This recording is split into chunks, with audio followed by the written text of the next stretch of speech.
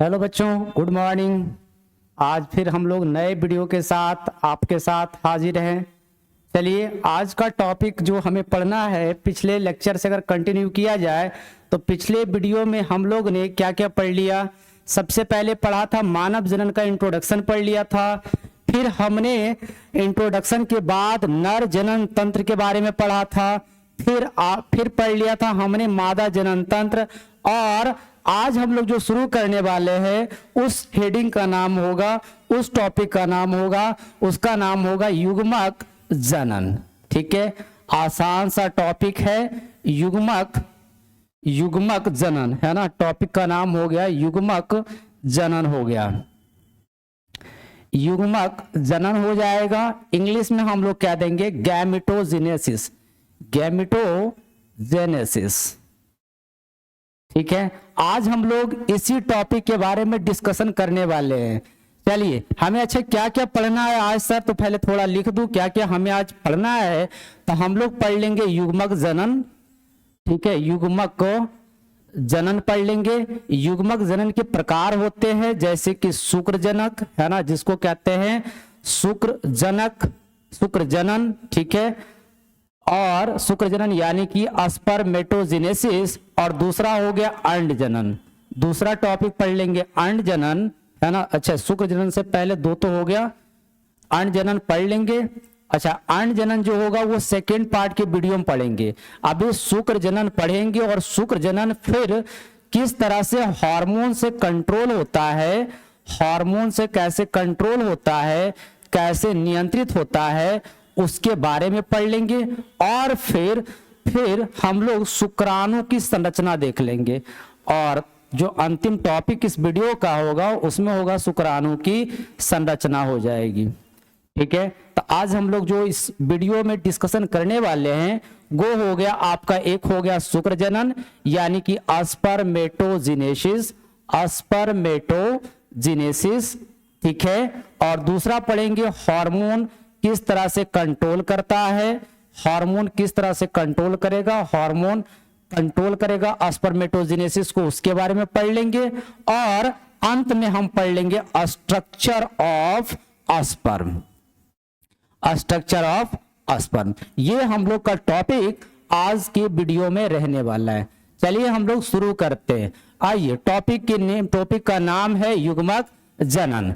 कह रहा है युग्मक जनन क्या होता है, तो युग्मक जनन का पहले थोड़ी समझ ले, युग्मक जनन क्या होता है।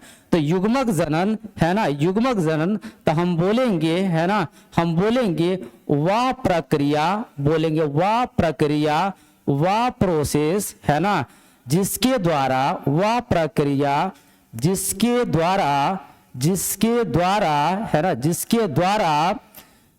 जिसके द्वारा नर तथा मादा में, नर तथा मादा के लैंगिक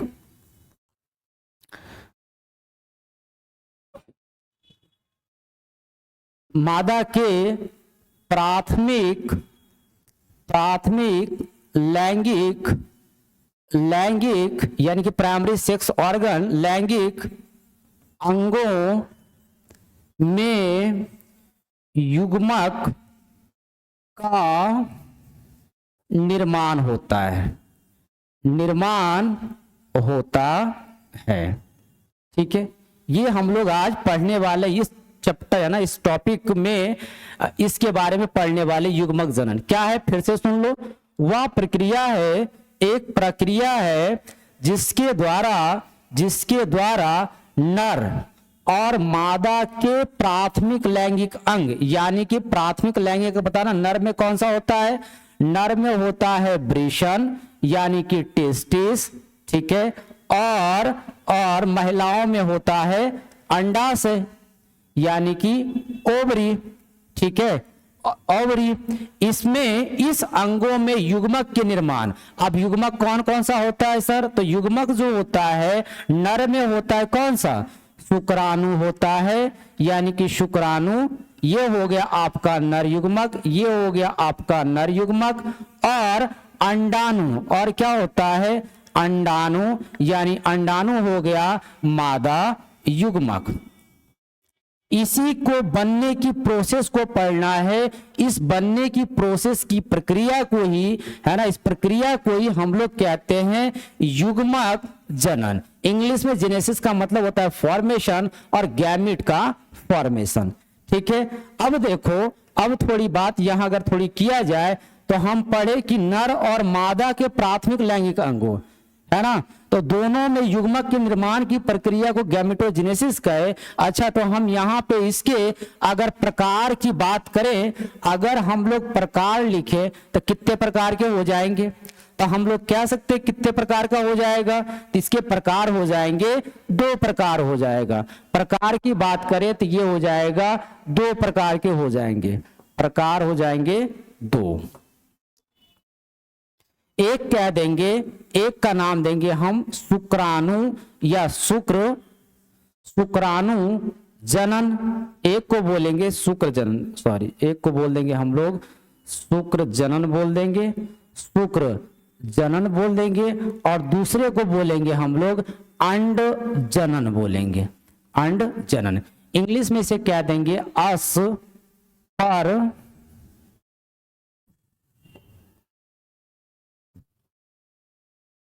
स्पर्मेटोजेनेसिस। ठीक है, और हिंदी में बोलेंगे ओजेनेसिस। ठीक है, ये बोल दिए। अब हम लोग क्या करना है, देखो डिफिनेशन पढ़ लिए। 2 प्रकार होते हैं, शुक्र जनन और अंड जनन। शुक्र जनन का अर्थ हो गया कि नर में शुक्राणुओं यानी कि नर युग्मक का निर्माण की प्रक्रिया हो जाएगी, और अंड जनन जो होगा वो महिलाओं यानी कि मादाओं में अंडा निर्माण यानी कि मादा युग्मक निर्माण की प्रक्रिया हो जाएगी। तो हम लोग आज जो है ना, आज जो है इस वीडियो में हम लोग पहले शुक्र जनन को, शुक्र जनन प्रक्रिया को डिटेल में पढ़ लेते हैं, यानी कि शुक्राणु के निर्माण को पूरा पढ़ लेते हैं। आइए हेडिंग लगाते हैं शुक्र जनन। चलिए हेडिंग लगाते हैं हम लोग शुक्र जनन। हेडिंग हम लोग आज लगाएंगे शुक्र जनन, है ना। हेडिंग हम लोग क्या हो जाएगा? हेडिंग हो गया शुक्र जनन। शुक्र जनन यानी कि, एक मिनट थोड़ी सी, शुक्र जनन, ठीक है, बोलेंगे स्पर्मेटोजेनेसिस। चलो डिफिनेशन लिख लूं। चलो डिफिनेशन क्या लिखोगे? डिफिनेशन हम लोग लिखेंगे, है ना, लिखेंगे वह प्रक्रिया, वह प्रोसेस, वह प्रक्रिया, है ना, वह प्रक्रिया जिसके द्वारा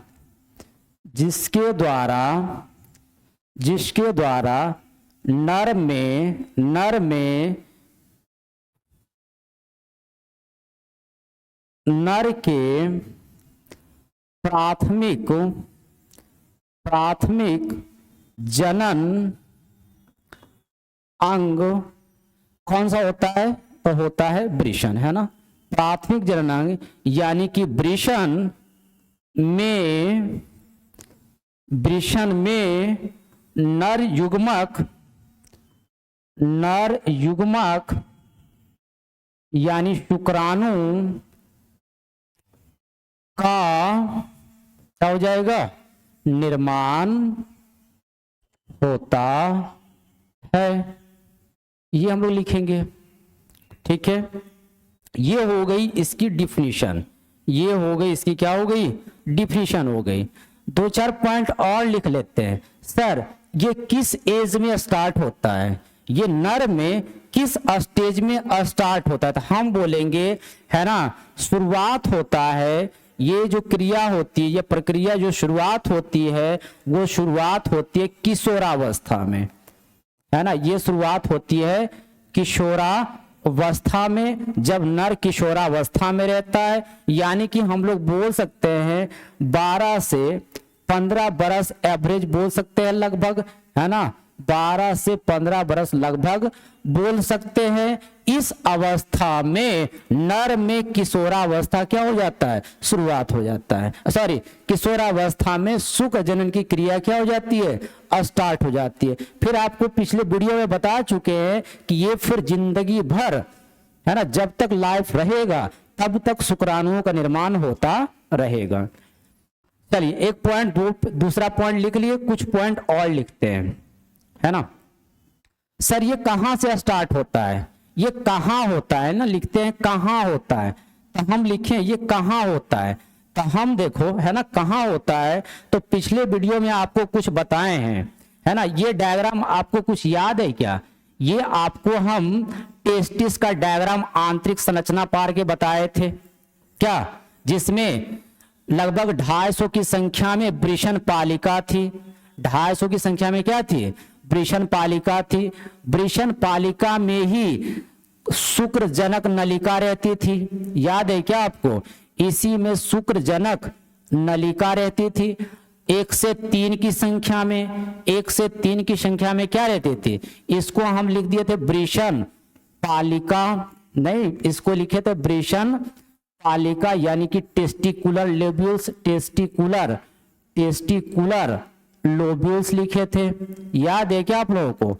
टेस्टिकुलर लोब्यूल्स 250 की संख्या में लगभग होती थी, ठीक है। इसके अंदर ही ये रहता था, इसको कहते थे, क्या कहते थे, शुक्रजनक नलिका, क्या कहते थे, शुक्रजनक नलिका कहते थे, शुक्रजनक नलिका, यानी कि हम लोग इसको कहते थे सेमिनिफेरस, है ना, सेमिनिफेरस ट्यूब्यूल्स कहते थे। ये जो होती है 1 से 3 की संख्या में होती है, 1 से 3 की संख्या में होती थी, ठीक है, याद हो रहा है आपको, 1 से 3 की संख्या में होती थी। अब देखो यही जो सेमिनिफेरस ट्यूब्यूल्स है, इसी में शुक्र जनन की क्रिया होती है। तो इसको थोड़ा सा इस पोर्शन को भी छोड़ देते हैं, पिछला वीडियो में आप जाके देख सकते हैं आगे फिर क्या होता है। हम इसको फिर से जो सेमिनिफेरस ट्यूब्यूल्स है, इसकी सेगमेंट को भी वहां पार के आपको बताया था, इसका डायग्राम आपको अगर बताया था, तो इसमें जो होता था 2 स्तर की सेल होती थी, है ना, इसमें 2 स्तर की सेल होती थी, आपको इस तरह से हम करके बताया था, है ना, कि सेमिनिफेरस ट्यूब्यूल्स की आंतरिक संरचना के बारे में बताया था। देखिए इस तरह से आपको पार के बताया था। इसमें आपको हमने क्या बोला था कि इसमें जो होगा, है ना, इसमें जो होगा सर्टोली सेल होगा, इसकी दीवारें में एक जो स्तर होगा, भीतरी स्तर जो होगा उसमें क्या होगा, सर्टोली सेल हो जाएगा, इसको कहते हैं सर्टोली सेल, ठीक है, सर्टोली सेल।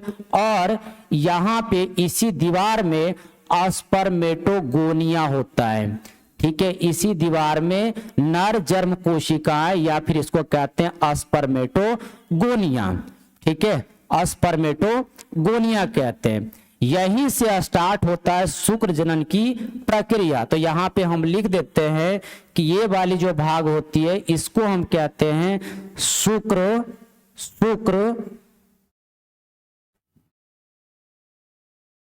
स्पर्मेटोगोनिया, शुक्रजन कोशिका, है ना, शुक्रजन कोशिका, या फिर इसी को हम कहते हैं स्पर्मेटोगोनिया, स्पर्मेटोगोनिया कहते हैं, ठीक है, इसको कहते हैं स्पर्मेटोगोनिया। आपको दिख रहा है क्या, स्पर्मेटोगोनिया, ठीक है। इसी को हम नर जर्म कोशिका भी कहते हैं, इसी का एक और नाम होता है नर जर्म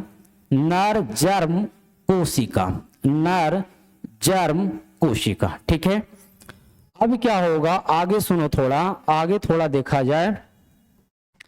अब ये अच्छा, ये कौन सा लेयर का स्तर है, तो इसको हम कहते हैं सर्टोली सेल, इसको हम कहते हैं सर्टोली सेल। देखो यहाँ पे लिखेंगे इसलिए नीचे लिखते हैं, है ना, इसको लिखेंगे हम लोग, इसको हम लोग लिख देंगे, क्या कह देंगे, इसको कह देंगे सर्टोली सेल, इसको कह देंगे सर्टोली सेल, ठीक है। इसका काम क्या होगा, तभी जो बनेगा शुक्राणु उसका पोषण करेगा। देखो अब यहां तक आपको समझ में आनी चाहिए, ये सेमिनिफेरस ट्यूब्यूल्स है ना, ये सेमिनिफेरस ट्यूब्यूल्स हो गया, इसी का सेगमेंट हो गया, इसकी जो दीवारें होगी, भीतरी दीवारें हो गई, इसमें 2 टाइप की सेल होती है, एक सेल को कहते हैं शुक्रजन कोशिका कहते हैं, और एक को कहते हैं सर्टोली सेल कहते हैं, और बाकी यहाँ पे स्पेस होता है, इसको कहते हैं अंतरकालीय अवकाश, और इसी में मौजूद रहता है लेडिंग कोशिका, ठीक है। अब हम लोग लिख दे कहां पे होता है, तो लिखेंगे या प्रक्रिया शुक्रजनक, शुक्रजनक, शुक्रजन नलिका, शुक्रजन नलिका के भीतरी, भीतरी अस्तर में, भीतरी अस्तर के, भीतरी अस्तर के है ना, कौन सा सेल, तो हम लिखेंगे इसको नर जर्म कोशिका, कोशिका में, कोशिका में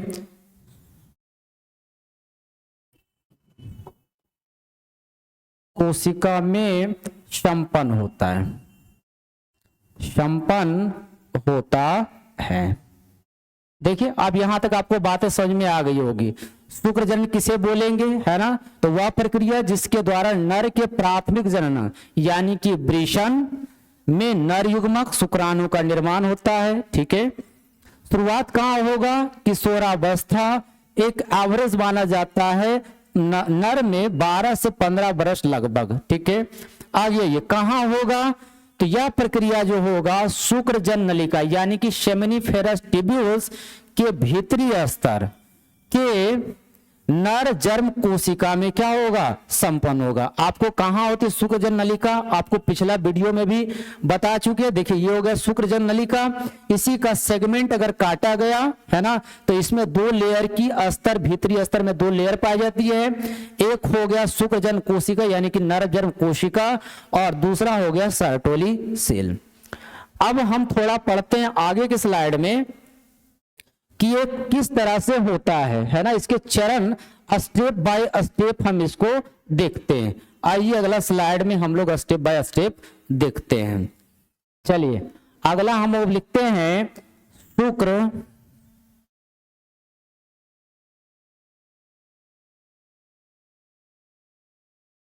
चलिए लिखते हैं शुक्र जनन के चरण, शुक्र जनन के चरण को हम लोग लिखते हैं यानी कि स्टेप्स को लिखते हैं हम लोग, स्टेप्स को, स्टेप्स है ना, स्टेप्स को लिखते हैं। चलिए इसमें है ना इंपॉर्टेंट स्टेप कौन कौन सा था, नाम लिखते हैं पहले। अगर पहला स्टेप की बात किया जाए, अगर हम पहला स्टेप की बात करें तो पहला स्टेप आपका हो जाएगा यही शुक्र जन कोशिका, पहला हो जाएगा शुक्र जन कोशिका, जिसे इंग्लिश में क्या देंगे, अस्पर्मेटो, अस्पर्मेटोगोनिया, अस्पर्मेटोगोनिया। ठीक है, अस्पर्मेटोगोनिया के बाद अगर दूसरा स्टेप होगा तो उसे हम बोल देंगे प्राइमरी अस्पर्मेटोसाइट, है ना, प्राइमरी प्राथमिक अस्पर्मेटोसाइट, अस्पर्मेटोसाइट, प्राइमरी अस्पर्मेटोसाइट, प्राइमरी अस्पर्मेटोसाइट, प्राइमरी अस्पर्मेटोसाइट। ठीक है, प्राइमरी अस्पर्मेटोसाइट के बाद तीसरा जो हो जाएगा, तीसरा आपका हो जाएगा, तीसरा हो जाएगा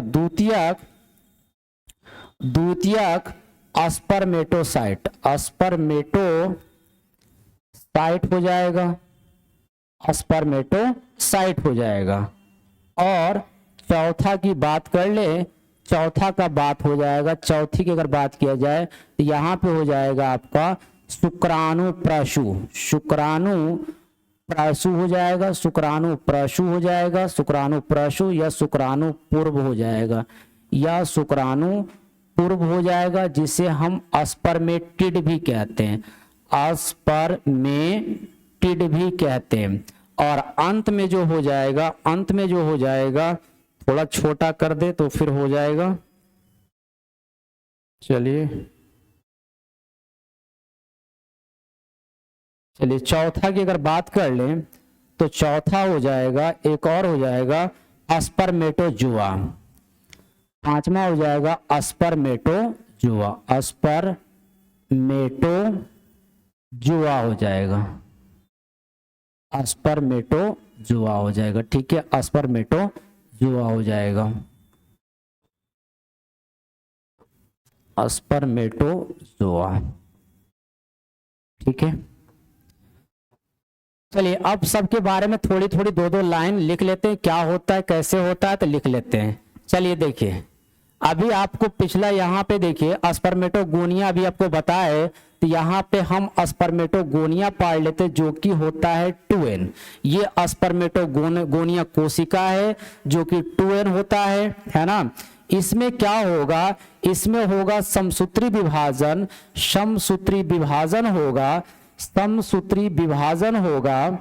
ठीक है, और तथा साथ में क्या होगा, वृद्धि होगा, समसूत्री विभाजन होगा और वृद्धि होगा, वृद्धि होगा, जिससे ये बन जाएगा प्राइमरी स्पर्मेटोसाइट, प्राइमरी स्पर्मेटोसाइट। देखिए 2n था, यानी 2n बोले तो स्पर्मेटोगोनिया हो गया, 46 गुणसूत्र हो गया, 46 गुणसूत्र होता है ना, 46 गुणसूत्र है, इसमें होगा समसूत्री विभाजन, यानी कि ये द्विगुणित है, यानी कि 46 गुणसूत्र है, इसमें हुआ समसूत्री विभाजन और साथ में वृद्धि होगा, जिसके कारण बना लेगा है ना प्राइमरी स्पर्मेटोसाइट, बना लेगा प्राइमरी स्पर्मेटोसाइट। ये भी कैसा, ये भी द्विगुणित है, ये भी कैसा है, ये भी द्विगुणित हो गया, द्विगुणित हो गया, यानी कि इसमें भी कितना क्रोमोसोम हो गया, 46 क्रोमोसोम हो गए, यानी कि 46 गुणसूत्र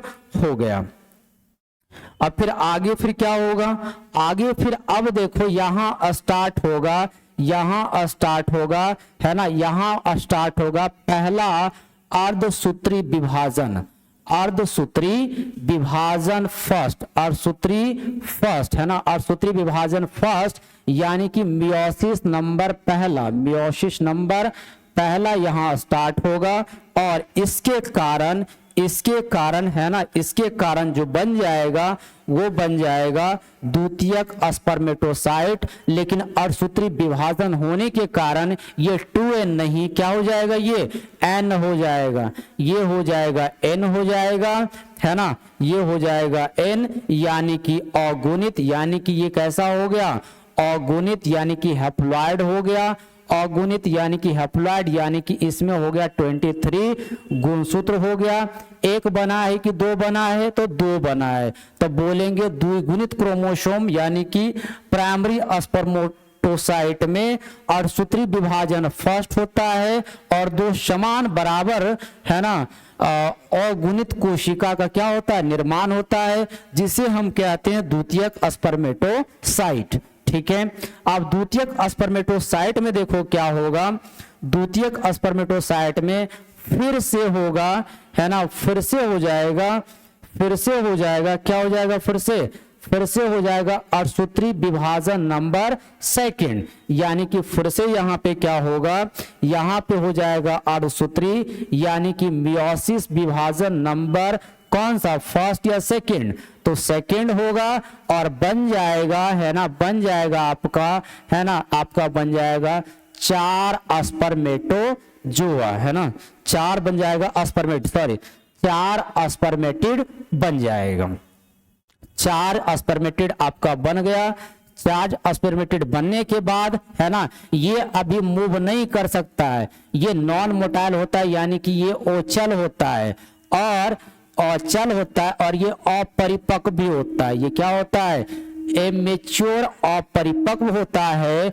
अब इसमें क्या होगा, इसमें होगा परिवर्तन, इसमें होगा परिवर्तन होता है ना, इसमें होता है परिवर्तन और ये अपने आप को चेंज कर लेता है, किसमें, स्पर्मेटोजुआ में, स्पर्मेटोजुआ में, स्पर्मेटोजुआ में, सही। अब इस तरह से स्पर्मेटोजुआ बन गया। आइए पहले एक बार फिर से आपको समझा देते हैं और फिर से हम लोग इसको यहां बारी बारी से 2-2, 4-4 पॉइंट लिख लेंगे, आपको कैसे लिखना है वहां आपको सिखा देंगे। चलिए शुरू करें। सबसे पहले देखिए शुक्रजनक नलिका जो होगी, शुक्रजनक नलिका होगी, उसमें उसकी दीवारों में मौजूद होगा शुक्रजन कोशिका, स्पर्मेटोगोनिया मौजूद होगा। तो हम यहाँ बात लिख देते हैं कि ये कहाँ मौजूद होगा, तो शुक्रजन नलिका में पाया जाता है। शुक्रजन नलिका में स्थित होगा। ठीक है, शुक्रजन नलिका में स्थित होगा। फिर लिखेंगे कैसा होगा, तो ये हो जाएगा द्विगुणित होगा। कैसा होगा, द्विगुणित यानी कि डिप्लॉयड यानी कि 2n यानी कि कितने गुणसूत्र, तब बोलेंगे इसमें हो जाएगा 46 गुणसूत्र हो जाएगा। 46 गुणसूत्र हो जाएगा। ठीक है, 46 गुणसूत्र हो जाएगा।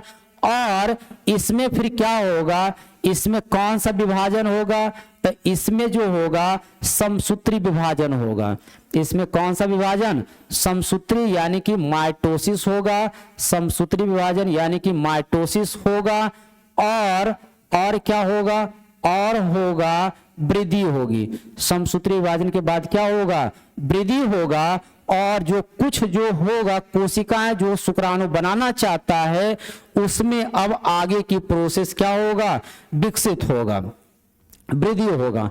वृद्धि होने के बाद कुछ कोशिकाएं जो शुक्राणु बनाने वाली होंगी वो चेंज हो जाएगा किस में, तो चेंज हो जाएगा प्राथमिक स्पर्मेटोसाइट में। ठीक है, फिर किस में चेंज हो जाएगा, प्राथमिक स्पर्मेटोसाइट में। अगर प्राथमिक स्पर्मेटोसाइट के बारे में लिखा जाए तो लिखेंगे, है ना, क्या लिखेंगे, तो लिखेंगे इसको हम लिखेंगे कि शुक्रजन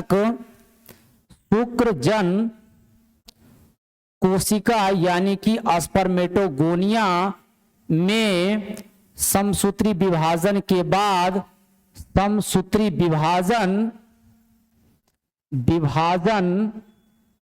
तथा वृद्धि से बनता है, से क्या करता है, बनता है या निर्माण होता है। फिर लिखेंगे ये भी कैसा है, ये भी कैसा है, तो ये भी आपका हो गया द्विगुणित। ठीक है, द्विगुणित बोले n या 2n, तब बोलेंगे क्या बोलेंगे 2n। क्रोमोसोम नंबर कितना, n या 23 या 46, 23 या 46 बोलो क्या हो जाएगा 23 ना, तो 23 क्रोमोसोम हो जाएगा। अब इसमें क्या होगा, अब इसमें क्या होगा, तो अब इसमें जो होगा क्या होगा, अर्धसूत्री विभाजन फर्स्ट होगा। इसमें क्या होगा, अर्धसूत्री विभाजन लिखेंगे इसमें कि इसमें क्या होगा, अब इसमें अर्धसूत्री विभाजन नंबर यानी कि मियोसिस नंबर फर्स्ट होगा। ठीक है, होने के बाद किसका निर्माण करेगा, तो होने के बाद सेकेंड थर्ड नंबर में आपका क्या है, द्वितीयक स्पर्मेटोसाइट। ठीक है, द्वितीयक स्पर्मेटोसाइट। देखो इसको अर्धसूत्री विभाजन को हम लोग न्यूनकारी विभाजन भी कहते हैं। ऐसा इसीलिए क्योंकि क्रोमोसोम का नंबर आधा हो जाता है। इसमें देखिए 46 था और इसमें बचेगा 23 गुणसूत्र। ठीक है, तो यहाँ पे आप देखो अगला जो हो जाएगा, अगला स्टेप की बात किया जाए तो देखो द्वितीयक स्पर्मेटोसाइट। देखो द्वितीय स्पर्मेटोसाइट अगर लिखना होगा इसके बारे में तो किससे बना, तो हम बोलेंगे ये प्राथमिक स्पर्मेटोसाइट। फिर से इसके बारे में लिख देंगे प्राथमिक स्पर्मेटोसाइट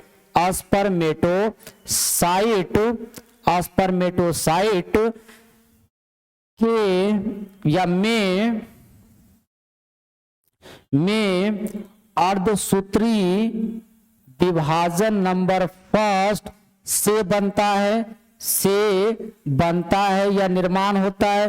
फिर लिखेंगे इसके बारे में लिखेंगे इसमें गुणसूत्र कैसा हो जाएगा, ये द्विगुणित या अगुणित, तो क्या लिखेंगे, ये हो जाएगा अगुणित n या 2n, तो हम बोलेंगे n, है ना, क्या बोलेंगे n बोलेंगे। सॉरी यहाँ पे थोड़ा 23 के जगह पे क्या हो जाएगा 46 ना, तो यहाँ हो जाएगा 46। अगुणित हो जाएगा n या 2n होगा, तो यानी कि n हो जाएगा और गुणसूत्र हो जाएगा 23 गुणसूत्र यानी कि क्रोमोसोम का नंबर हो जाएगा।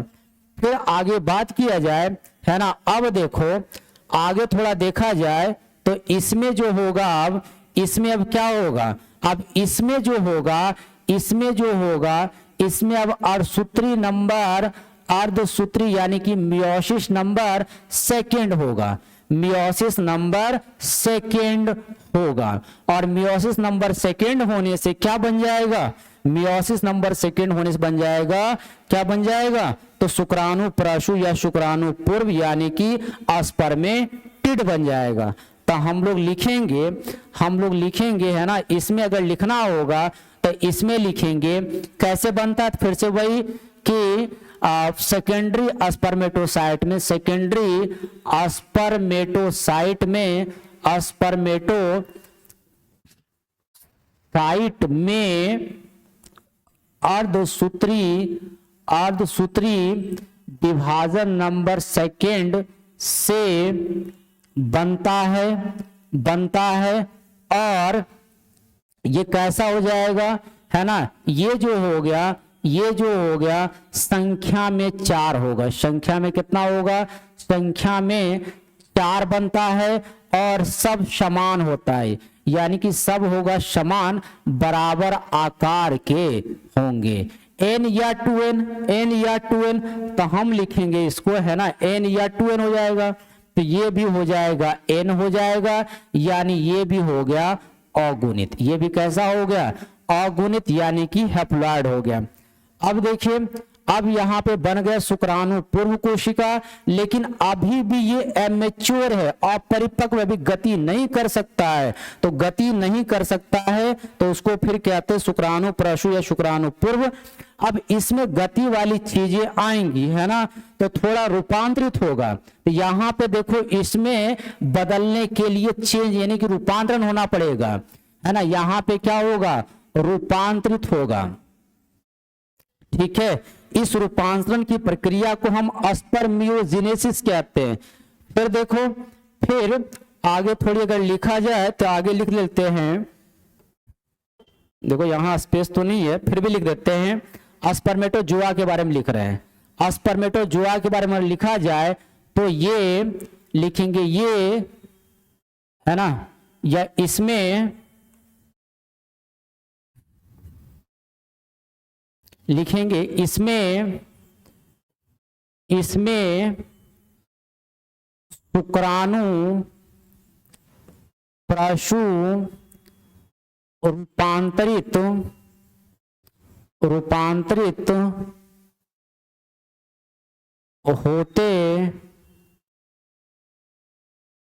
होकर बनते हैं, रूपांतरित होकर बनते हैं।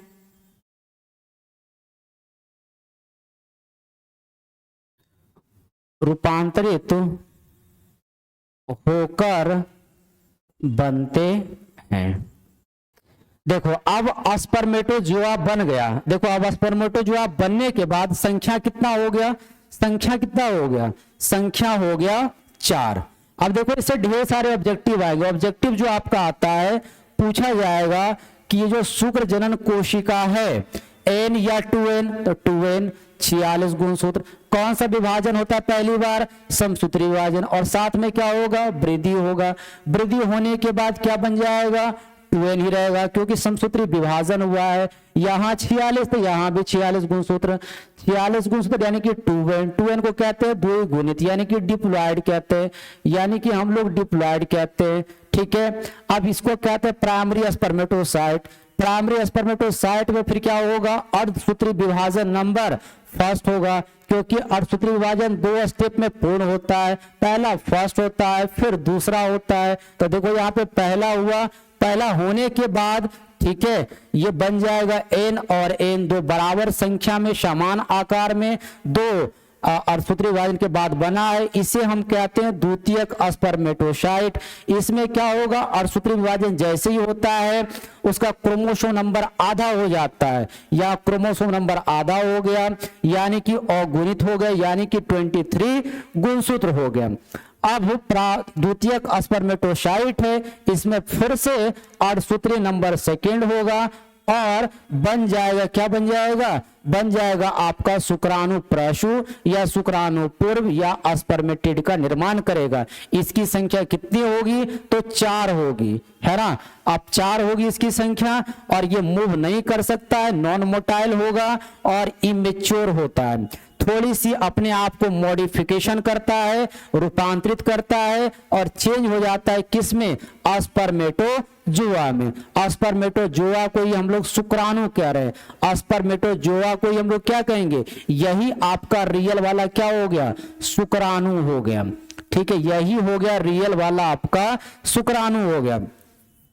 अच्छा, पूछा जाएगा कि एक स्पर्मेटोगोनिया यानी कि शुक्रजन कोशिका से कितने शुक्राणु बनते हैं, तो आंसर आएगा 4 शुक्राणु बनते हैं। चलो, यहां तक आपको लग रहा है हमें कि सारी बातें आपको समझ में आ गई होंगी। थोड़ी यहां पे एक पॉइंट और लिखा जाता है कि शुक्राणु प्रसु से स्पर्मेटोजोआ बनने की प्रोसेस को हम स्पर्मिएशन कहते हैं, ठीक है, तो वो पॉइंट आपको लिख देते हैं। आगे इस पॉइंट को हम लिखते हैं, लिखेंगे, है ना, स्पर्मिएशन क्या कहलाता है, लिखेंगे स्पर्मिएशन, स्पर्मिएशन क्या होता है, ठीक है, तो स्पर्मिएशन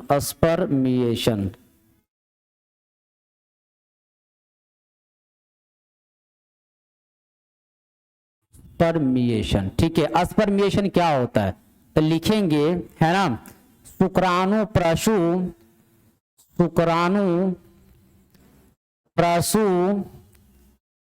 से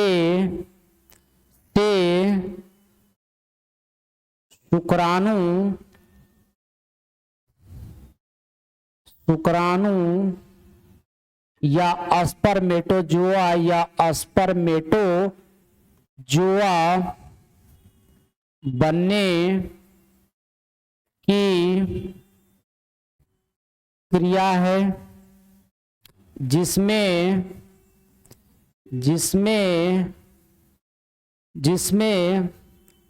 बहुत सारे बदलाव शुक्राणु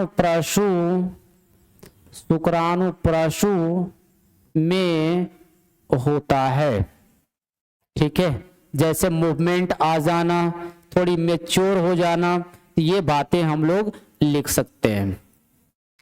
चलिए, कुछ और थोड़ी सी पॉइंट अगर लिखा जाए, ठीक है, थोड़ी सी पॉइंट और लिखा जाए, तो एक पॉइंट आपका किताब में लिखता है बीज सेचन क्या हो गया, लिखा जाएगा बीज सेचन क्या हो जाएगा, ठीक है, बीज सेचन क्या होता है, जिसको हम कहते हैं इंसेमिनेशन, है ना, इंसेमिनेशन क्या होता है, इंसेमिनेशन, तो हम बोलेंगे इंसेमिनेशन क्या होता है, तब बोलेंगे शुक्रजन नलिका से शुक्राणुओं के रसखलित यानी कि एजिकुलेशन, रसखलित यानी कि एजिकुलेशन, लिखेंगे इजिकुलेशन होने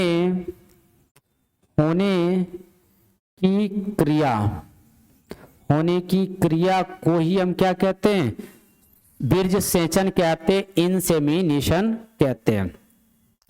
अब थोड़ी फिर से थोड़ा एक पॉइंट आ जाओ, देखो यहाँ पे थोड़ी फिर से वीडियो आ जाए, थोड़ा फिर से आया जाए, तो ये जो आपको शुक्राणु बना है ना, तो अब इसे जिंदा रहने के लिए, है ना, इसको खाना चाहिए, इसको जिंदा रहने के लिए क्या चाहिए, इसको खाना चाहिए। तो खाना कहाँ से मिलेगा, तो खाना जो इसको मिलेगा, तो एक वीडियो पहले पिछला वीडियो में हमने बताया था सर्टोली सेल के बारे में। ये सर्टोली सेल में अपना सर को धंसा देगा, है ना, अपना सर को धंसा देगा और वहीं से ये अपना भोजन क्या करेगा, ग्रहण करेगा। जब पूरा परिपक्व हो जाएगा तो फिर बीज सेचन की क्रिया होगी, इंसेमिनेशन होगा और और ये फिर क्या हो जाएगा, ये फिर बाहर आ जाएगा वृषण की शुक्रजनक नलिका से। ठीक है, तो ये पॉइंट आपको हम लिख देते, मेंशन कर देते हैं, लिख सकते हैं पॉइंट में कि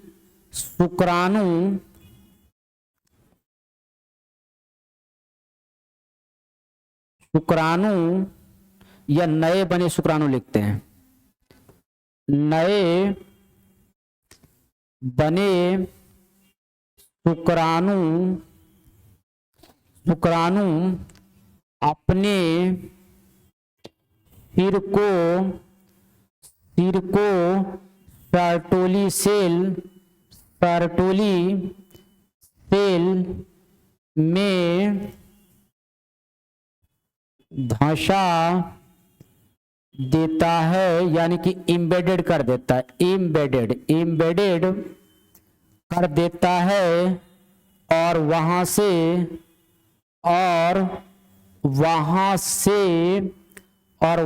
से पोषण प्राप्त करता है। ठीक है, इतना बातें हो गई, पूरा शुक्राणु जनन के बारे में पूरा प्रोसेस आपको लघु आय, दीर्घ आय, ऑब्जेक्टिव आय, सारा सवाल यहां से बन जाएगा। ठीक है, अब देखो शुक्राणु बन गया, अब हमको मेन था शुक्राणु बनाना, और शुक्राणु की स्ट्रक्चर के बारे में हमको पूछा जाता है, तो हम लोग अब पढ़ने वाले शुक्राणु का। अच्छा, इससे पहले पढ़ लेते हैं कि हार्मोन कैसे कंट्रोल कर रहा है, तो हम लोग थोड़ा एक और हेडिंग देते हैं, है ना, अगला हेडिंग देते हैं,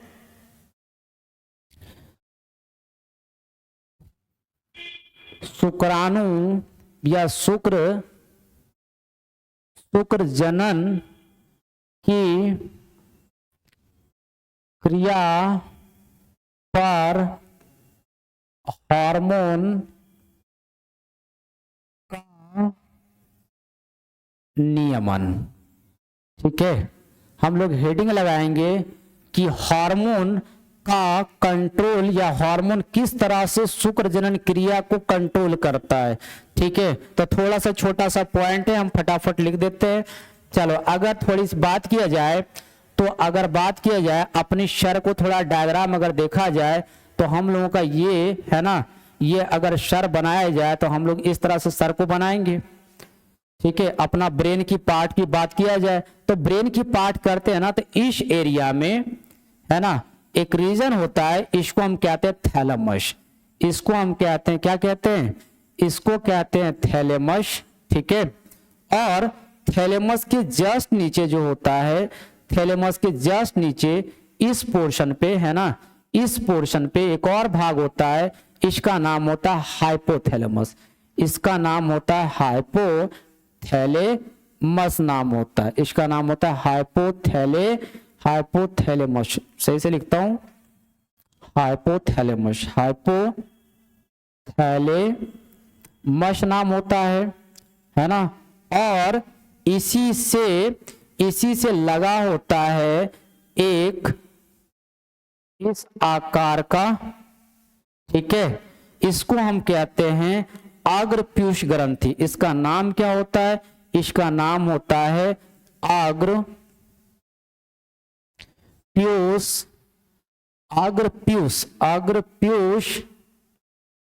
अग्रप्यूष ग्रंथि, है ना, या फिर कहते हैं हम इसको एंटीरियर पिट्यूटरी। ठीक है, इसको एक और नाम कहते हैं एंटीरियर पिट्यूटरी, या इसी का नाम होता है अग्रपिंडक, है ना, अग्रपिंडक ग्रंथि भी इसको कहते हैं,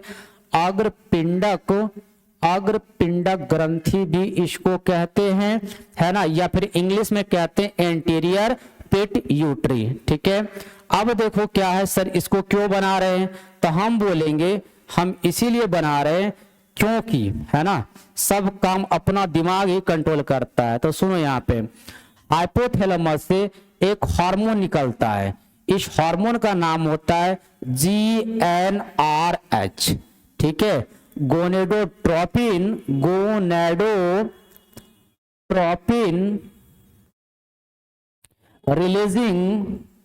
releasing hormone, gonadotropin releasing hormone, ठीक है।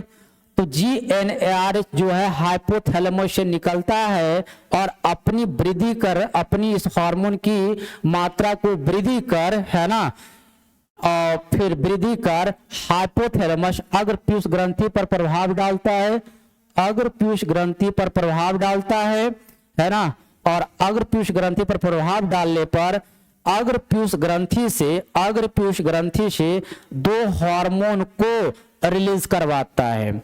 इस रिलीज होने वाला हार्मोन का नाम है, एक का नाम है LH और दूसरे का नाम है FSH।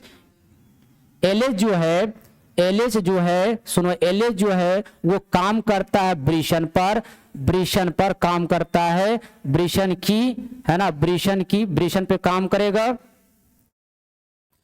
वृषण पे काम करेगा और शुक्र जनन की, वृषण पे काम करेगा और शुक्र जनन की क्रिया को चलिए अगला टॉपिक क्या था, अगला टॉपिक लिखना है हमें शुक्र जनन, है ना, शुक्र जनन पर हार्मोन का नियंत्रण। शुक्र जनन पर क्या करना है, हार्मोन का नियंत्रण किस प्रकार से होता है उसके बारे में हम लोग पढ़ लेंगे, यानी कि हार्मोनल कंट्रोल ऑन स्पर्मेटोजेनेसिस, ठीक है। चलिए आइए इसके बारे में किस तरह से कंट्रोल होता है वो थोड़ी देख लें और कौन करता है। देखो, जब नर होता है ना, नर जब होता है किशोरावस्था में, नर जब होता है किशोरावस्था में होगा तो इस वक्त, है ना, इस वक्त इसमें बहुत सारे हार्मोन, खास करके लिंग वाले हार्मोन की क्या हो जाएगी, हार्मोन की वृद्धि हो जाएगी, जिसको हम कहते हैं GnRH, और बहुत सारे शरीर में बदलाव भी होगा, ठीक है। तो हम थोड़ा इसको डायग्राम से देख के एक्सप्लेन कर लेते हैं। आ जाओ, देखो, अगर अपना ब्रेन का स्ट्रक्चर थोड़ा देखा जाए, अगर हम लोग ब्रेन का स्ट्रक्चर अगर देखें तो ये हमारी ब्रेन हुई, सारा पार्ट आपको ड्रॉ नहीं कर रहे हैं, हमको जिससे काम से मतलब वो करते हैं। देखिए ब्रेन का ये हो गया, चलिए इसमें जो अगर ब्रेन का अगर देखिएगा ये भाग, ठीक है, ब्रेन का अगर ये भाग देखा जाए तो इस वाले भाग को हम लोग कहते हैं थैलेमस कहते हैं, ब्रेन के इस भाग को हम लोग कहते हैं थैलेमस कहते हैं, और थैलेमस से जस्ट जो नीचे होता है उसको हम कहते हैं हाइपोथैलेमस। इसका नाम होता है हाइपोथैलेमस। हाइपोथैलेमस क्या होता है, इसका नाम होता है। और यही जो हाइपोथैलेमस है ना, इसी में GnRH हार्मोन, GnH हार्मोन, ठीक है, का क्या होता है, संश्लेषण होता है तथा वृद्धि होता है तथा श्राव होता है, तथा क्या होता है, श्राव होता है, संश्लेषण तथा श्राव होता है। ये जो है संश्लेषण, वृद्धि और श्राव होता है, और इसके अंदर एक, है ना, इसके नीचे एक आपका स्ट्रक्चर होता है जिसको हम कहते हैं अग्रपीयूष ग्रंथि। क्या नाम देते हैं इसका, इसको कहते हैं अग्रपीयूष ग्रंथि कहते हैं, या इसे हम अग्रपिंडक भी कहते हैं, इसे अग्रपिंडक भी कहते हैं, और इंग्लिश में कहते हैं एंटीरियर पिट्यूटरी कहते हैं, पिट्यूटरी कहते हैं, ठीक है, एंटीरियर पिट्यूटरी कहते हैं, एंटीरियर पिट्यूटरी कहते हैं, एंटीरियर पिट्यूटरी कहते हैं, पिट्यूटरी कहते हैं, ठीक है।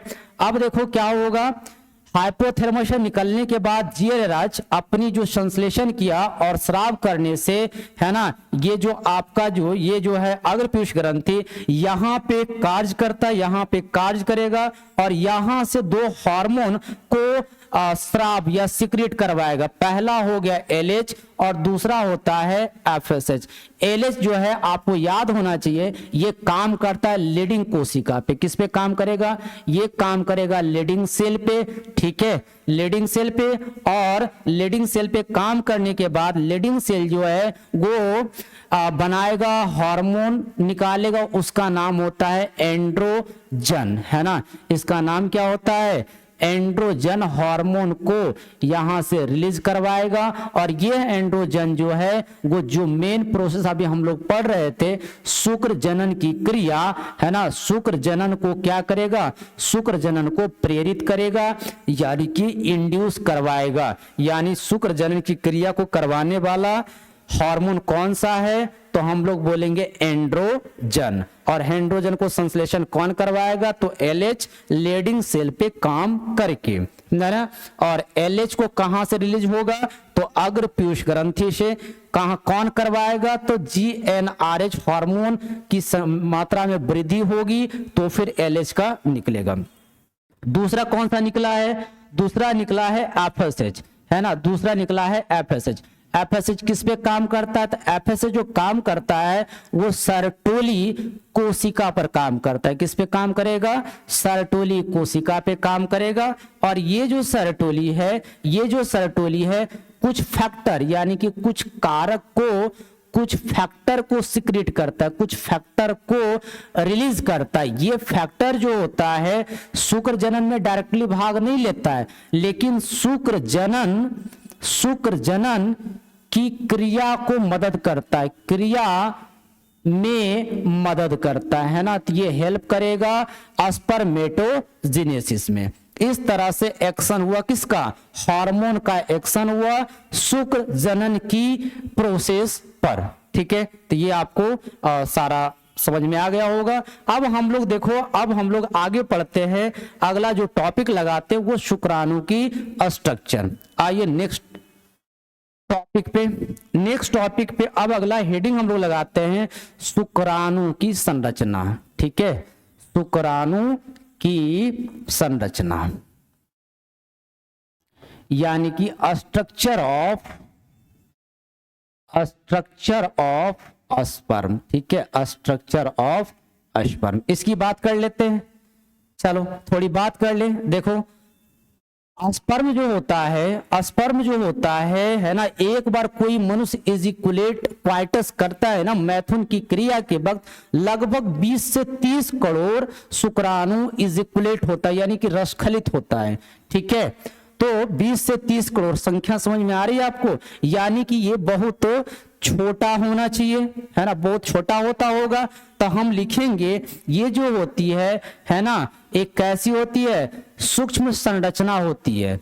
सूक्ष्म क्या होती है, संरचना होती है। ठीक है, और अभी हम लोग पढ़ के आए हैं ये अगुणित होगा या द्विगुणित होगा, बोलो ये कैसा हो जाएगा, ये अगुणित होगा यानी कि ये एन होगा, यानी क्रोमोसोम की संख्या कितना हो जाएगा, 23 गुण सूत्र हो जाएगा। आगे थोड़ी बात किया जाए, है ना, आगे थोड़ी बात कर लिया जाए तो हम कह सकते हैं, है ना, इसमें जो होता है ये 4 भाग से मिलकर बना होता है। ये 4 भाग से क्या होता है, मिलकर बना होता है। अगर पहला भाग की बात किया जाए तो हम लोग इसको सिर कहते हैं, है ना, हेड बोल देंगे। दूसरा अगर बोला जाए तो गर्दन बोलते हैं, या फिर इसको हम ग्रीवा बोलेंगे, या फिर इसको हम नेक बोलेंगे। ठीक है, अगर हम तीसरी की बात कर ले तो उसको कहते हैं मध्य भाग, है ना, मध्य भाग बोलेंगे, या फिर बोलेंगे मिडिल पीस बोलेंगे, या फिर बोल देंगे इसको मिडिल पीस कह देंगे। और अगर फोर्थ की बात करें तो फोर्थ को हम कह देंगे पूंछ कह देंगे, और इसको कह देंगे टेल कह देंगे। आइए सबको हम लोग एक डायग्राम के थ्रू वहीं पे इसका काम और नाम भी जान लेते हैं। आइए डायग्राम बनाते हैं। चलिए अगर डायग्राम बनाया जाए, डायग्राम अगर हम ड्रॉ करते हैं तो सबसे पहले हम लोग हेड का डायग्राम ड्रॉ कर लेते हैं, है ना। हेड का डायग्राम हम लोग क्या करते हैं, ड्रॉ कर लेते हैं।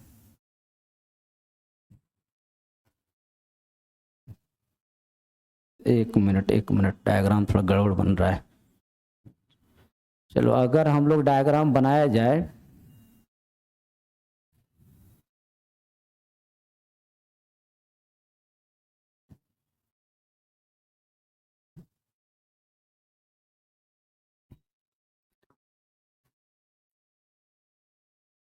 चलिए ये हो गया, और यहाँ पे थोड़ा उभरा हुआ भाग हो जाएगा। ठीक है, यहाँ पे उभरा हुआ भाग बना लेंगे। चलिए अब नीचे आ जाएं। छोटा सा ये हो जाएगा, ये तो पूरा सिर हो गया, ये इसका गर्दन हो जाएगा, ये इसका गर्दन हो गया। अब आ जाओ, ये हो जाएगा इसका मध्यमा भाग हो जाएगा, ये इसका मध्यमा भाग हो जाएगा। ठीक है, और अंत में सबसे लंबी क्या हो जाएगी, सबसे लंबी हो जाएगी टेल हो जाएगी। सबसे लंबी क्या हो जाएगी, सबसे लंबी टेल हो जाएगी। आइए अब हम लोग नाम लिख लेते, कौन पे कहाँ कहाँ क्या होता है। ठीक है, कहाँ कहाँ क्या होता है हम लोग नाम लिखते हैं। देखिए ये वाली जो स्ट्रक्चर हो गई, ये जो आपको स्ट्रक्चर दिख रहा है, इसको हम लोग बोलेंगे सिर बोलेंगे, यानी कि ये इसका हेड हो गया। ठीक है, ये हेड हो गया। ये जो पोर्शन आपको छोटा सा दिख रहा है, इसको हम लोग बोलेंगे गर्दन बोलेंगे, या फिर इसको नेक बोलेंगे। ठीक है, फिर आगे आ जाओ, आगे आ जाओ। ये जो आपको पार्ट दिख रहा है, इसको बोलेंगे मध्य भाग, इसको बोलेंगे मध्य भाग बोलेंगे, या फिर बोलेंगे हम लोग मिडिल पीस बोलेंगे, मिडिल पीस बोलेंगे। ठीक है, मिडिल पीस बोलेंगे। और सबसे अंतिम में जो हो गया, ये आपको दिख रहा है, इसको हम कहते हैं पूंछ कहते हैं, इसको कहते हैं पूंछ कहते हैं, है ना, इसको कहेंगे हम लोग पूंछ कह देंगे। आइए थोड़ी इसकी बढ़िया से स्ट्रक्चर देखी जाए।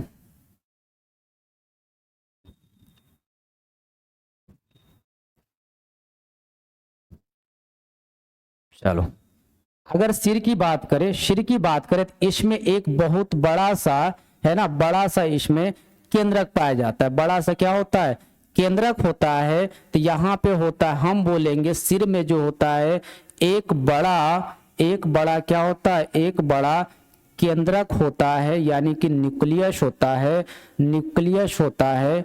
ठीक है, और ये कैसा होगा, ये अगुणित होता है। ये कैसा होगा, अगुणित, यानी कि हैप्लॉइड होगा, ये हैप्लॉइड होगा। ठीक है, और यही जो होगा वो आनुवांशिक आनुवांशिक आनुवांशिक पदार्थ होगा। इसी में आनुवांशिक क्या होगा, पदार्थ होगा, यानी कि जेनेटिक मटेरियल, जेनेटिक मटेरियल का जो संवहन करेगा, या फिर आगे के, है ना, आगे के जनरेशन में ले जाएगा, वो यही आनुवांशिक पदार्थ होगा। इसी में जो होगा, इसी जेनेटिक पदार्थ में क्या क्या हो जाएगा, आरएनए हो जाएगा, डीएनए हो जाएगा, और हिस्टोन प्रोटीन हो जाएगा, हिस्टोन प्रोटीन हो जाएगा। ठीक है, ये बातें हम लोग याद रखेंगे। चलिए देखिए, ये तो केंद्रक हो गया। अब केंद्रक के चारों ओर, ठीक है, केंद्रक के चारों ओर क्या हो जाएगा, कोशिका द्रव हो जाएगा। केंद्रक के चारों ओर क्या हो जाएगा, कोशिका द्रव हो जाएगा, कोशिका द्रव हो जाएगा, कोशिका द्रव हो जाएगा, साइटोप्लाज्म हो जाएगा, साइटो क्या हो जाएगा, प्लाज्म हो जाएगा। और इसी के कोश जो है ना, इसी के चारों ओर जो हो जाएगा, है ना, काफी पतला मेम्ब्रेन, काफी पतला जो हो जाएगा, वो इस रूप में आपका क्या रहेगा, कोशिका द्रव रहेगा। अब थोड़ी और बात आ जाऊं, देखो आगे सिर पे आपको, है ना, सिर पे आपको एक टोपी नुमा संरचना दिख रहा है। टोपी नुमा क्या दिख रहा है, संरचना। ये हो गया टोपी नुमा संरचना, हो गया कैप लाइक स्ट्रक्चर, हो गया टोपी नुमा संरचना होती है, जिसे हम कहते हैं टोपी नुमा संरचना हो गई, कैप लाइक स्ट्रक्चर हो गया, कैप लाइक स्ट्रक्चर हो गया। ये जो होता है इसको हम कहते हैं एक्रोसोम, इसको कहते हैं एक्रोसोम कहते हैं, एक्रोसोम कहते हैं। और ये एक्रोसोम जो है, एक्रोसोम है ना, एक्रोसोम में एंजाइम्स भरे रहते हैं। ठीक है, इस एक्रोसोम में क्या रहते हैं, एंजाइम्स भरे रहते हैं। ठीक है, ये एंजाइम हो सकता है स्पर्म लाइसिन, स्पर्म लाइसिन होता है। और अगर स्तनधारी होगा, अगर स्तनधारी होगा तो इसमें होता है हाइलोरोनिडेज, हाइलोरोनिडेज होता है। हाइलोरोनिडेज किसमें होता है, तो स्तनधारियों में होता है। किसमें होगा, स्तनधारियों में पाया जाएगा। ठीक है, क्या करता है सर, एक्रोसोम का काम क्या है, तो एक्रोसोम का जो काम है, एक्रोसोम का जो काम है, तो यहाँ पे आपको एक और काम लिखते हैं, इसका काम है, ठीक है, इसका कार्य क्या है, तो निषेचन में मदद करता है। निषेचन में क्या करता है, ये मदद करता है। कब?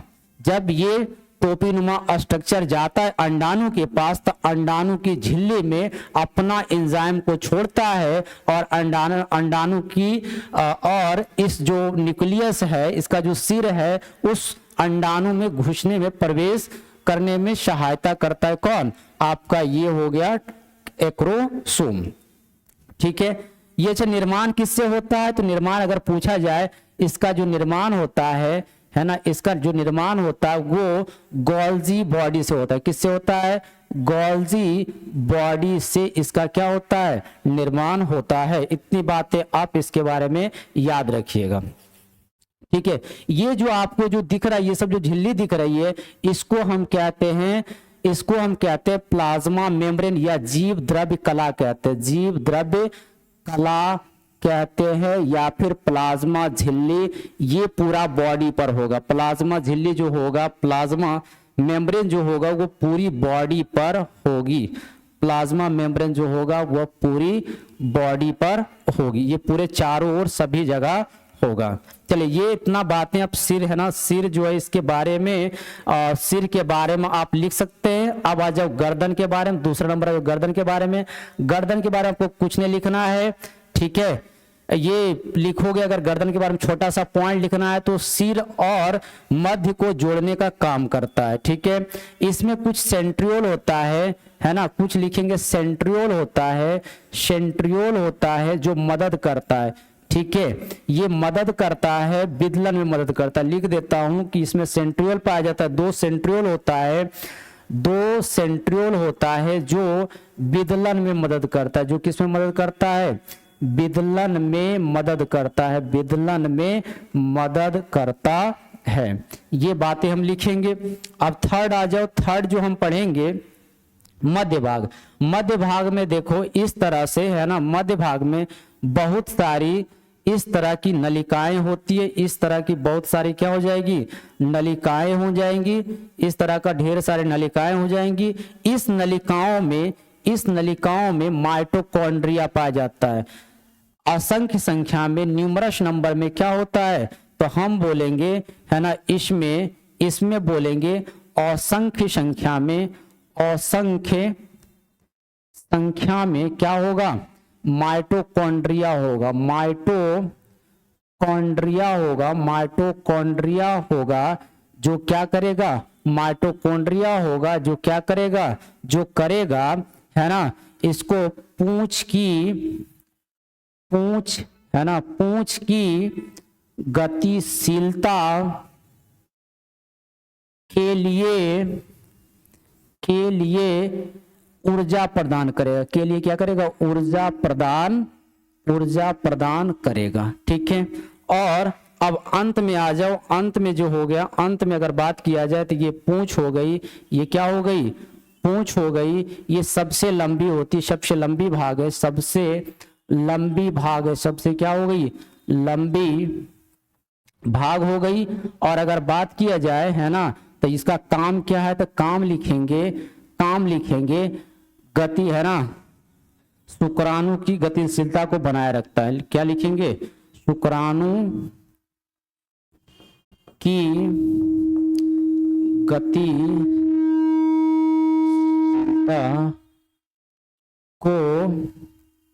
गतिशीलता प्रदान करती। गतिशीलता क्या करती? गतिशीलता प्रदान करती है, गतिशीलता प्रदान करती है, गतिशीलता प्रदान करके। ये पूरा सेगमेंट हो गया किसके बारे में? शुक्राणु के बारे में सेगमेंट हो गया। एक बार फिर से आपको थोड़ा समझा दूं, अगर आपको समझाने की कोशिश करूं तो थोड़ा देख लो, 2 मिनट। शुक्राणु की संरचना पढ़ना है तो सूक्ष्म संरचना हो गई, अवगुणित होती है, 23 गुणसूत्र होगा, 4 भाग, सिर, गर्दन, मध्य भाग और पूंछ। फिर इसके बारे में सबका काम जानना है आपको कि 4 भाग हो गए। 4 भाग चारों जो होगा, सभी जो होगा जीव द्रव्य कला यानी कि प्लाज्मा मेम्ब्रेन से घिरा हुआ होगा।